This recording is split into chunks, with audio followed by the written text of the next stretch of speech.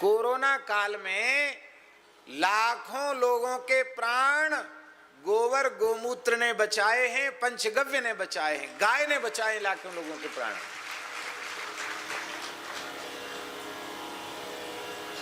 आपको सुनकर आश्चर्य होगा और शायद हर व्यक्ति को विश्वास भी न हो। विश्वास न हो तो उसमें हमारी तो कोई हानि नहीं है। यहाँ संत विराजे हैं। जिस समय ये कोरोना का काल चल रहा था और लॉकडाउन नहीं लगा था, उस समय की बात बता रहे हैं हम आपको। राजस्थान में कोटा के निकट एक जगह है सुरतार। अब उसको लोग सुल्तानपुर कहते हैं, लेकिन हैं हाँ, लेकिन वो वहाँ तो सुल्तानी कहते हैं लोग, सुल्तानपुर। पर सुल्तानपुर नहीं, हम उसको कहते हैं स्वरतानपुर। सुल्तान कहाँ से चले आए वहाँ? स्वरतानपुर। संगीत के लोग रहे होंगे, राजस्थानी संगीत तो क्या कहना। तो स्वरतानपुर में वहाँ एक पुरानी गौशाला है, गोपाल गौशाला। वहाँ आयोजन था, गौ माता के निमित्त ही आयोजन था। और उस समय हम थोड़े से परेशान भी थे, मानसिक रूप से। इसलिए परेशान थे कि ये कोरोना का काल चल रहा है और ये कार्यक्रम के लिए यहाँ आना पड़ रहा है, वृंदावन में रहना ठीक है, ये मन की भावना थी। और हमारे साथ जो लोग उस समय थे विशेष रूप में, उनके दिमाग भी कुछ खराब हो रखे थे। वो अपना ही कोई प्रारब्ध था ऐसा, उसमें उनका भी विचारों का क्या दोष। तो अब उनके ही दिमाग खराब रखे तो सब काम को तो खराब होना स्वाभाविक है। हमारी पाठ की पोथी छूट गई। हम नित्य पाठ किसी न किसी पुराण का करते हैं और मन में ऐसा भाव है कि व्यास जी ने जितना लिखा है उसको एक बार हम पाठ कर जाएं, भगवान को सुना दें। इस समय गरुड़ पुराण का पाठ चल रहा है। लगभग सब पुराण हो गए, महाभारत हो गए, कुछ ग्रंथ बचे हैं, वो भी भगवत कृपा से हो जाएंगे। बहुत कम बचा है, बाकी एक आवृत्ति तो प्राय हो गई। तो हमारी पोथी छूट गई तो हमको बड़ी पीड़ा हुई कि देखो भाई, हम तो दूसरे लोगों के ऊपर, अब हम तो दिमाग ध्यान देते नहीं कि क्या सामान रखा क्या नहीं लिया। हमारा काम ही नहीं है वो सामान जमाना। जो साथ में रहेंगे उन्हीं का काम है ना कि किस चीज़ की आवश्यकता है। तो पोथी हमारी छूट गई। उनके भाई बिना पोथी बिना पाठ के हम कैसे रहेंगे। रात्रि को 12-1 बजे पहुँचे। उनके भाई कैसे भी करके वृंदावन से पोथी तो मंगवाना है किसी के माध्यम से। बड़ी दुख की बात है, आज हमारा पाठ छूट गया। और इधर कोरोना का और हल्ला मच रहा था। तो हमने कही एक तो पोथी छूट गई और यहाँ कोरोना को पता नहीं कब लॉकडाउन लग जाए। ये अच्छे फंसे चक्कर में क्या होगा। तो मन में ऐसी चिंता शुरू हुई कि ये कोरोना इतना उस समय यहाँ नहीं आया था, बाहर ज़्यादा उपद्रव हो रहा था। तो इस देश में यदि शुरू हो गया तो क्या होगा, कितने लोग मरेंगे, ऐसा दिमाग में चिंतन चला। तो लगा कि उस समय भारत के लोगों का क्या होगा। प्रभु कृपा करो, कैसे होगा, इतने लोग मर जाएंगे, निरपराध लोग मर जाएंगे। थोड़ी देर नींद आई होगी, एक आध घंटे, और उसके बाद नींद खुली। 4 बज रहे थे, नींद खुली तो कमरे में तो लाइट बंद थी और लेटे थे हम। स्नान के लिए गए नहीं, अकेले ही कमरे में कक्ष में लेटे थे। तो उसी समय उसी कक्ष में महाराज जी मेरे तखत के तरफ, पैरों तरफ कोने में एक महात्मा खड़े हुए दिखाई पड़े। स्वप्न नहीं है, हम जगे हुए हैं, हम लेटे नेत्र खोल के देख रहे हैं। एक महात्मा जिनके मस्तक पर कोई तिलक नहीं है, जटाएं हैं, दुर्बल शरीर है, ऐसा समझो पूज्य देवराहा बाबा जैसा स्वरूप है। ऐसे एक संत खड़े हैं और कह रहे हैं, आप क्यों चिंता करते हैं कोरोना की, हम दवाई बताने आए हैं, हम औषधि बताने आए हैं। इस औषधि को जो कर लेगा उसके ऊपर कोरोना का प्रभाव नहीं होगा। अपने आप, हम कुछ पूछे भी नहीं, अपने आप बोल रहे हैं, क्यों चिंता करते हो कोरोना की। वो महात्मा की बताई हुई दवाई, बोले स्वस्थ देसी भारतीय गाय का मूत्र और जितना मूत्र उतना ही गोबर, दोनों को मथ लो, मथने के बाद उसको कपड़े से छान लो और उसको घड़े में रखकर उसका अर्क निकालो, बाष्पीकरण से जैसे अर्क निकलता है, गोमूत्रार्क, अमृत अर्क, और उस गोबर और गोमूत्र के बराबर जो रस है उससे निकला हुआ जो द्रव्य है उसको पी लो, तो कोरोना का बिल्कुल प्रभाव नहीं हुआ, कोरोना खत्म हो जाएगा। तो मेरे मन में बड़ी प्रसन्नता हुई और हमने मन में बात थी तो ये बात तो नहीं बताई कि किसी महात्मा ने कहा, लेकिन हमने कहा कि ऐसा संकेत भगवान की कृपा से मिला है कि ऐसा यदि कोई करे तो बढ़िया हो जाएगा। जड़खोर गोधाम में हमारे राधिका दास जी, रूंगटा जी व्यवस्था संभाल रहे थे। उन्होंने सुना तो तुरंत वैद्य जी से बात करके जो सुना था तत्काल उन्होंने उसको बनवा दिया और हमारी पोथी और गोमूत्रार्क व्यक्ति को लेकर के वहाँ भेज दिया। पोथी भी आ गई, गोमूत्रार्क आ गया।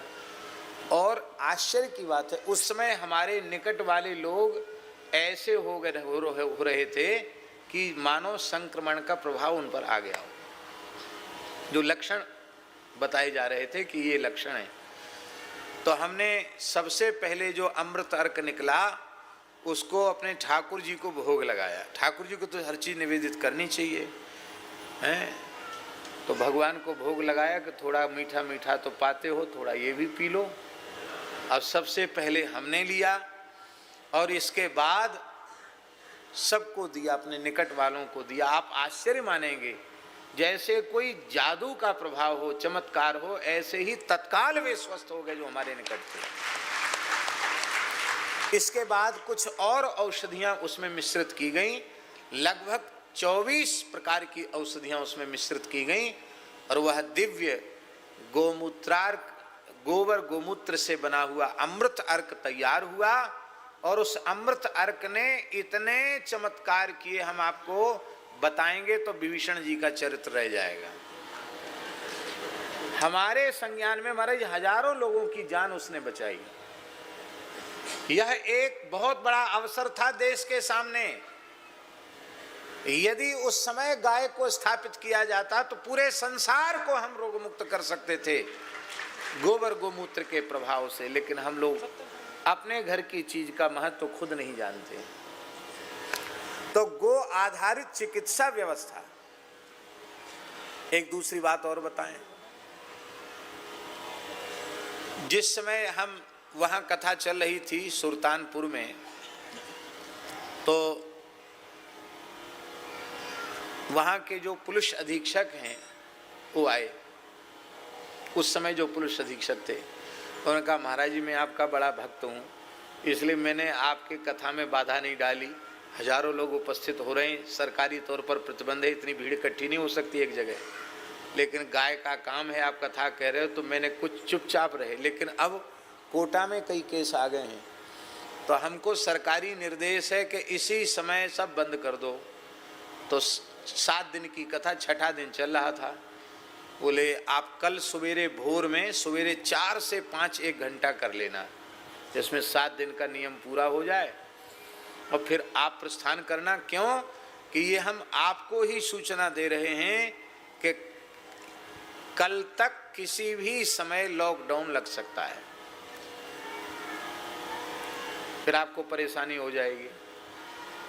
तो आप जहाँ के हो वृंदावन के, वृंदावन पधारो। तो ठीक है, मैंने कहा हम कल तो नहीं करेंगे, हम आज ही पूरा कर देंगे, 6 दिन में ही 7 दिन की 2-3 घंटा और कह देंगे, वो तो अपने घर की बात।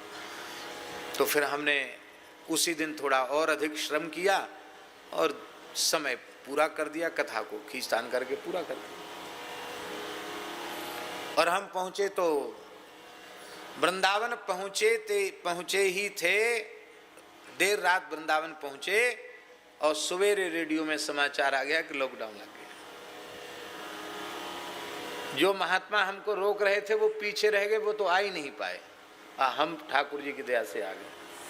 आने के बाद घर में ठाकुर जी की गैया तो मलुक पीठ में है ही है। हमने निश्चय किया कि हम गोमूत्रार्क तो अमृतार्क तो लेंगे ही, बाकी नित्य पंचगव्य लेंगे। तो नित्य हम पंचगव्य लेने लगे और जिसकी इच्छा हो वो भी ले ले। हमारी देखा देखी आप उतना मत लेना, हम तो 250 ग्राम लेते थे। 250 ग्राम पंचगव्य रोज लेते थे। सबको पचेगा नहीं उतना, पर हम 250 ग्राम रोज लेते थे। और जब तक लॉकडाउन चला कहीं जाना आना था नहीं, स्थान की गैया रोज 250 ग्राम, बाल भोग उसी से हो जाता, भूख लगती नहीं, दोपहर में थोड़ा प्रसाद पाते। इसके बाद